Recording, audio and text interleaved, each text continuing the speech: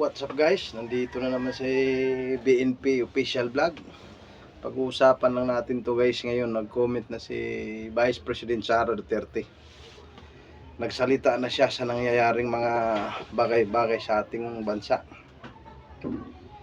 na talagang ginagamit talaga pampolitika. Lahat ng kalaban sa politika tinitira ngayon ng administrasyon para pagtakpan ang nangyayaring nakawan sa ating bansa. Nakakabahala ito mga idol kasi talagang pinipilit talaga nila pagtakpan ang lahat ng nakawan. Isipin mo na lang sa Senado, talagang pinupursige talaga nila na matanggal si SP Cayetano dahil talagang sa June 4 magsisimula na talaga yung Blue Ribbon Committee na pinumunuan ni Senador Dante Maculita. Kaya ayaw nila talaga matuloy yun dahil sila mismo ang masasagasaan. Kaya ngayon nagyabang na naman si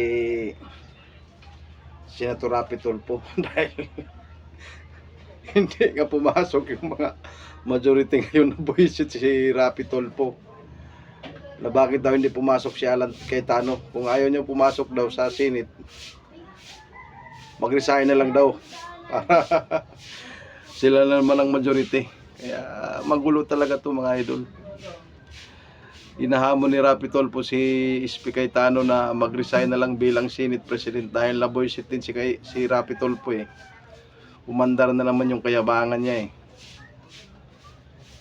Kaya nagsalita rin si SP Cayetano dahil sabi ni Cayetano hindi TV station tong Senado. Kaya langan mahalaga to, hindi yung basta-basta bababa lang dahil para sa taong bayan ang Senado, hindi sa kung ano-ano lang. Kaya nabuisit din siya lang kay Rapi Tulfo eh. Dahil nagyabang si Rapi Tulfo ngayon na hinahamon daw siya. Ayan oh, tingnan nyo yung sinabi ni Rapi Tulfo. Ang yabang oh, tingnan mo. Yung comment niya. Talagang akala mo kung sinong magaling talaga sa Senado na mabunganga lang kung maghiwala yung asawa sa TV. Pero pagdating sa mga bagay-bagay na talagang nakawan, tikom ang bibig. Hindi, wala kang maririnig sa kanya kung anong batikos man lang niya. Parehas lang yung dalawang Tulfo na yan.